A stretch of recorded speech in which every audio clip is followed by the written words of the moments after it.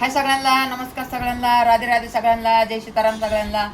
खुश राहा, मस्त राहा, आनंदी राहा. व्हिडिओ बघत जा, लाईक करत जा, सपोर्ट करत जा. मी पण सगळ्यांचे व्हिडिओ बघते मुलींनो. हे बघा, मी सगळ्यांचे व्हिडिओ बघते. असं नाही की तुमचे व्हिडिओ बघत नाही, मी सगळ्यांचे व्हिडिओ बघते. रामकृष्ण हरी मुलींनो. बाकी तुमची मर्जी, बघायचं का नाही बघायचं. हे बघा, हे बघा, असं मंदिर होतं बघा. मंदिर होतं पुण्यामध्ये.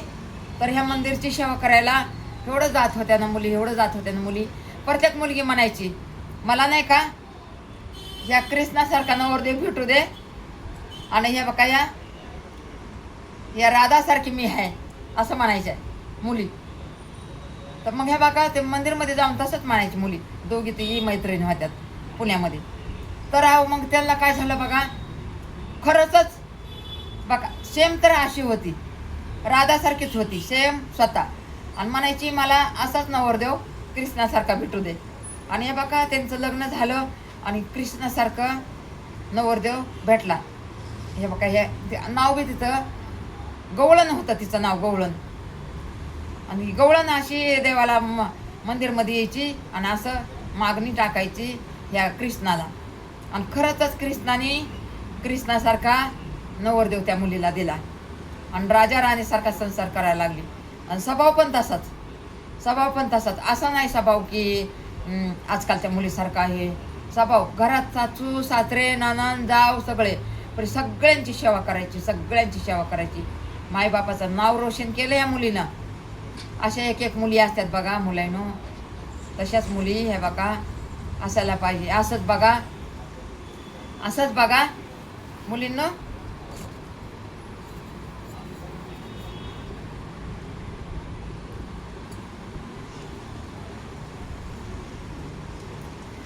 असंच मुलींनो, काय झालं बघा, एक नवरा बायको होते आणि त्यांना एक मुलगा आणि एक मुलगी होती. तर शिक्षण पाणी झालं, लहानाचे मोठे झाले, शिक्षण पाणी झालं. आणि ते नाही का तिथं पुण्यामध्ये शिकायला होते, दोघं पण बहीण भावंड. का तर गावाकडचे होते. गावाकडचे असताना त्यांना वाटायचं की पुण्यामधलं तळ भेटावा गावाकडच्या लोकांना. म्हणजे नवरा बायको होते ना ते. मग आता लेकरं पुण्यात शिकायला होते. मग त्यांना वाटायला लागलं की पुण्यामधलाच नवरदेव भेटावा असं वाटायचं. तर मग काय झालं बघा, एक दिवस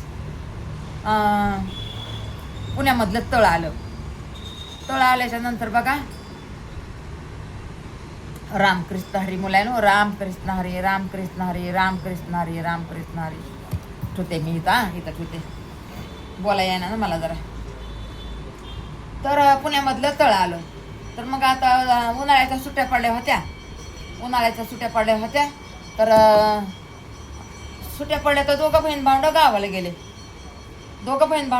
गेले. गावाला गेल्याच्या नंतर बघा मुलांनो, शिक्षण झालं होतं ना, मुलीचं राहिलं होतं, मुलाचं राहिलं होतं. तर मग आता पुण्यातलंच तळ आलं. तर मग तळ आलं तर म्हणजे कसं, 2 नंदा, 2 धीर, सासू सासरे आणि जाणारे लोक भरपूर होते. मोठं घर होतं ना, भरपूर होते. म्हणून शिनी तिथं काम कसं झालं, लग्न झालं, सासरी गेली. आणि तिथं आता ही लाडकी पोरगी आता पुण्यात शिकलेलं, त्यांना काही कामाचीच कमी नव्हती. कामच त्यांना काय नव्हतं. कामाची कमती भरपूर होती, कामाची कमताई भरपूर होती आणि नव्हती की. पण त्यांना कामच नव्हतं. बाहेरून खात होते ते नाही का मेस लावते, ते खात होते बहीण भावंड. तर मग त्या पुरीला काही कामाचं काही कळच ना, म्हणजे स्वयंपाक शिकलीच नाही. गावाला गेली की 2 महिन्यात लग्न झालं. 2 महिन्यात काय स्वयंपाक शिकली, काहीच नाही. तर मग सगळ्यांना वाटायचं, पहिली एक जाव होती तर म्हणायची, आली बाय आता मला ही आराम, आता ही मुलगी आली तर मला आराम देईन. अहो कशाचा आराम काय कशाचं बघा, आराम नाही काय नाही. आराम नाही काय नाही, आराम नाही काय नाही. आता तिला वाटायचं मला आराम भेटल, पण हे बघा आरामच नाही तिला. आराम नाही तर मग घरचे म्हणायचे आता बघा आता नवीन लग्न झालं या, आता जाणं येणं बी झालं या, तर मग आता हिने घरचा कामधंदा करावा. तर मग ती वरचं काम करायची, फरशी बिरशी. फरशीला पण असं बाय बे होत्या परी बाई कधी नाही आल्यावर. तर मग काहीच काम करायला ती नगच म्हणायला लागली. का तर शिक्षण झाले लग्न झालं ना हो, म्हणून ते काम करायला नको म्हणायला लागली. मग आता म्हणले असं काम नाही केल्यावर कसं व्हायचं म्हणले. आता ते पहिली जाऊबाई काय काय म्हणेन बघा सांगा बरं. आता कोणी बी बघा लग्न करते सगळ्यांना अपेक्षा असती की बाई सुनबाईनं घरचं काम करावं. असं थोडं बाहेरचेच काम आहेत असं नाही ना. आता तुम्हाला बाहेरचे पण कामं नाही, घरचे पण कामं करायला पाहिजे ना. तर मग ती म्हणायची मला येतच नाही काम, तरी कधी फरशी बिरशी पुसायची, कधी झाडू मारायची बाई नाही आल्यावर. बाया होत्या त्यांच्याकडे, स्वयंपाकालाही बाया होत्या. पण ये बघा साफसफाई हे बिस्तारी उचलायचे, तर प्यायचं पाणी भरायचं सकाळी. आता घरात ये काही काम बाई काय सगळंच काम करून जात नाही बघा. बाई गेल्यावर बी भरपूर काम असते. असं नाही की बाई हे तर काम नाही, असं नाही आहे. बाई बी नसू द्या. आता स्वयंपाक करून गेलं तरी बघा जेवण वाढायचं असतं, ताटं उचलायचे असते, बारीक सारीक काय. कोणाला अजून भाजी कमी असली, कोणाला भाजी कमी करायची, की कोणाला भाजी पसंत नाही, भाजी द्यायची दुसरी बनवून. आता काय कामं नसतात का? कामं भरपूरच कामं असतात ना मुलीनं. असं थोडं हे काम नाही आहे. मग त्या पोरीला वाटायचं नको, आता ते पहिले ताई करतात ना, पहिली जाऊबाई करते ना, त्याच करू दे. आता मला तर नोकरी लागणार आहे. सगळे म्हणले घरचे आम्हाला नोकरीची गरज नाही, आम्हाला भरपूर पैसा आहे, नोकरी करायचीच नाही म्हणले. पण ह्या पोरीचा हाट नाही. आई म्हणली होती नोकरी करायची म्हणजे काम नाही करावं लागत. घरच्या कामासाठी ह्या पोरीला नोकरी करायची होती बघा, घरच्या कामासाठी. असं असतं का हो? अहो एखादा हे बघा आपल्याला श्रीमंत घर असू द्या किंवा बारीक घर असू द्या किंवा मोठं घर असू द्या, हे बघा काम घरचं आपल्याला करावंच लागते. नोकरी करा अगर चाकरी करा, अगर चाकरी नका करू, नोकरी नका करू, पण हे बघा घरचं कामाला हातभार लावावंच लागते. घरची लक्ष्मी असते